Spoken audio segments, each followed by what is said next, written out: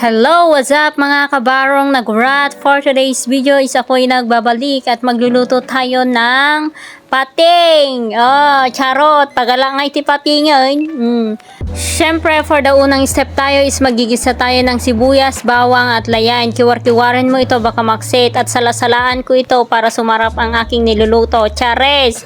At ilalagay ko na nga ang ulo ng pating ay ng ulo ng paltat. Paltat in Ilocano, in Tagalog is hito, in English is shark. Chares! And bubuhusan natin to ng soy sauce and lalagyan natin ng konting dato puti servers 1 suka and lalagyan natin ng tubig and isisindi na natin at baliktarin na natin sa kabilang banger. O diba guys, ang laki ng ulo ng pating, charot, ng paltat pala.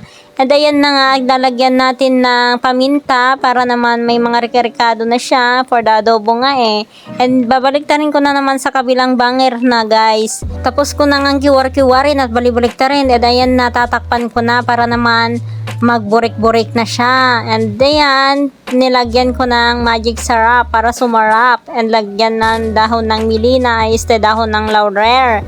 At babaliktarin ko na naman sa kabilang banger para naman maluto na naman sa kabilang banger guys. O ayan, 'di ba? For the kiwar ko na naman, mamaya madordor yan, chares.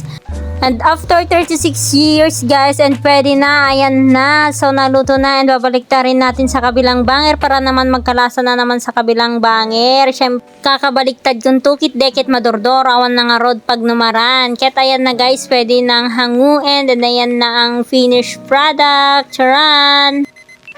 Eto na nga at kakain na, titigman ko ng aking niluto and that's all for today's vlog. Bye!